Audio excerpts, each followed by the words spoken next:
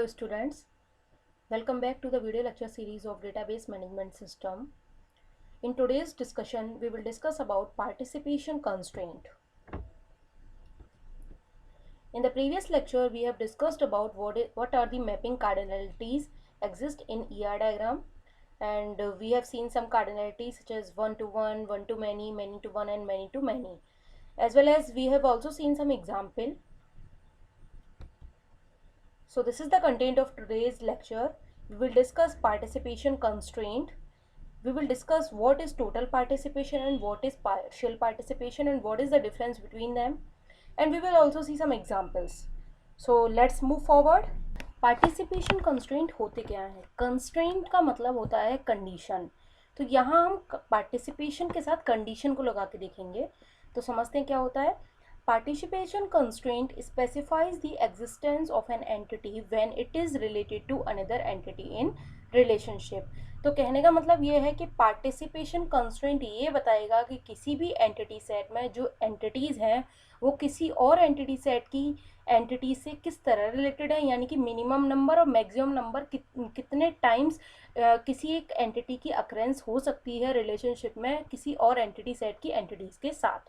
Okay तो किस तरह से एक एंटिटी सेट की एंटिटीज़ किसी दूसरे एंटिटीज़ सेट की एंटिटीज़ के साथ अकरेंस में रिलेटेड है. ठीक है, तो पार्टिसिपेशन कंस्ट्रेंट जो है वो दो तरह का होता है. एक मिनिमम कार्डिनलिटी कंस्ट्रेंट हो सकते हैं और दूसरा मैक्सिमम कार्डिनलिटी.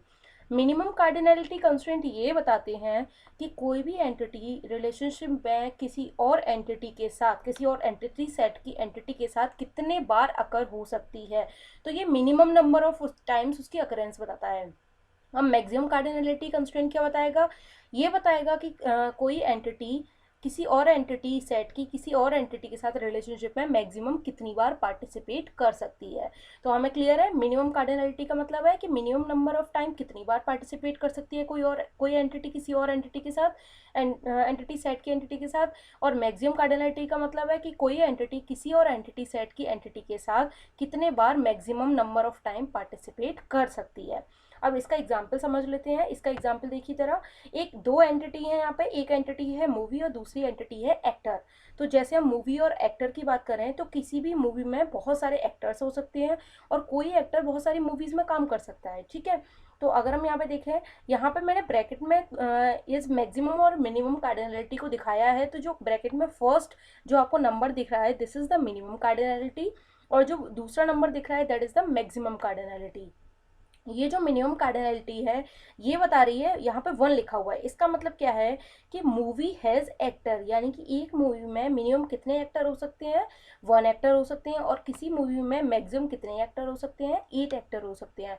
यानी कि इसकी कार्डिनलिटी मिनिमम जो कार्डिनलिटी जो है वो 1 है, मैक्सिमम कार्डिनलिटी इसकी 8 है. किसी भी मूवी में मिनिमम एक्टर 1 हो सकते हैं और मैक्सिमम एक्टर 8 हो सकते हैं. इसी तरह जब मैं यहाँ देखूँ तो मैंने एक्टर की तरफ भी कार्डिनलिटी लगा रखी है. तो यहाँ ही मैंने 0 लिख रखा है. 0 का मतलब क्या है कि कोई एक्टर चाहे तो किसी भी मूवी में अभी प्रेजेंट टाइम पे काम ना करे, तो दैट इज़ ऑल्सो पॉसिबल कि एक्टर अभी किसी मूवी के लिए काम नहीं कर रहा.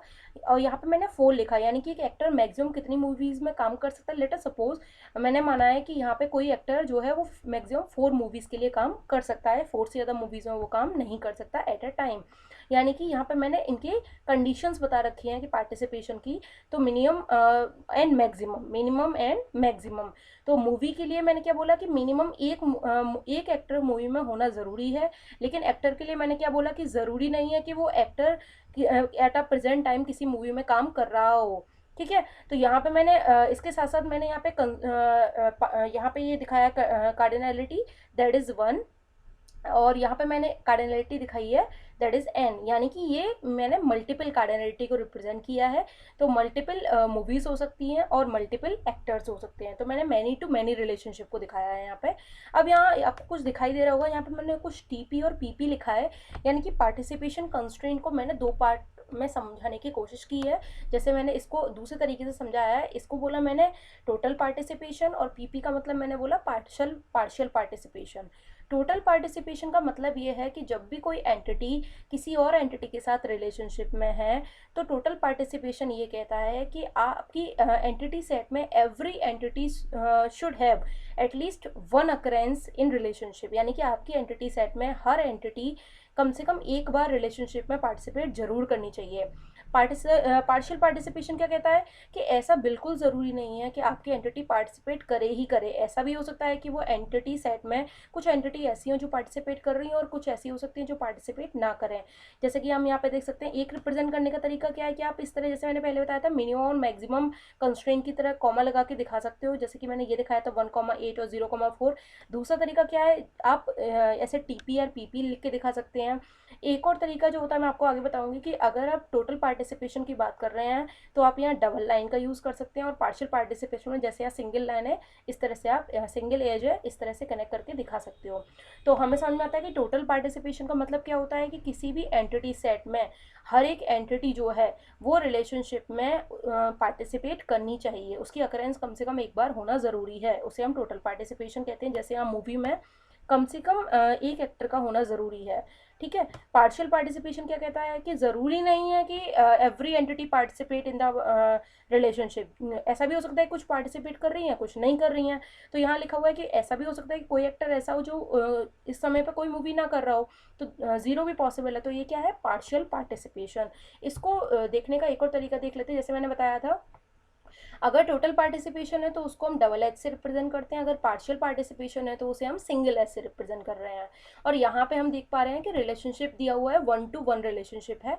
तो इस एग्जाम्पल को समझे तो employ is the head of the department. तो एम्प्लॉय जो है वो हेड ऑफ द डिपार्टमेंट है, यानी कि हर एम्प्लॉय, यहाँ पे पार्शियल पार्टिसिपेशन है, ज़रूरी नहीं है कि हर एम्प्लॉय हेड ऑफ डिपार्टमेंट हो, लेकिन हर डिपार्टमेंट का यहाँ पे टोटल पार्टिसिपेशन है, क्योंकि every department will have a head of department. Her department में एक हेड ऑफ डिपार्टमेंट होना ज़रूरी है, इसीलिए यहाँ पे ये टोटल पार्टिसिपेशन है। और यहाँ पे ये जो पार्टिसिपेशन है ये पार्शियल है, ठीक है। तो इसीलिए लिखा हुआ है एम्प्लॉय का जो पार्टिसिपेशन है वो पार्शियल है, क्योंकि हर एम्प्लॉय एचओडी नहीं होगा, हेड ऑफ डिपार्टमेंट नहीं होगा, और लेकिन डिपार्टमेंट में हर कोई कम से कम एक हेड ऑफ द डिपार्टमेंट होना ज़रूरी है। तो that is the total participation. So in this lecture we have covered what is relationship participation, what is total participation, and what is partial participation. We have seen some example, as well as we have seen the various ways to represent it, how to represent it, how we can include that in ER diagram. So thank you so much. Keep watching.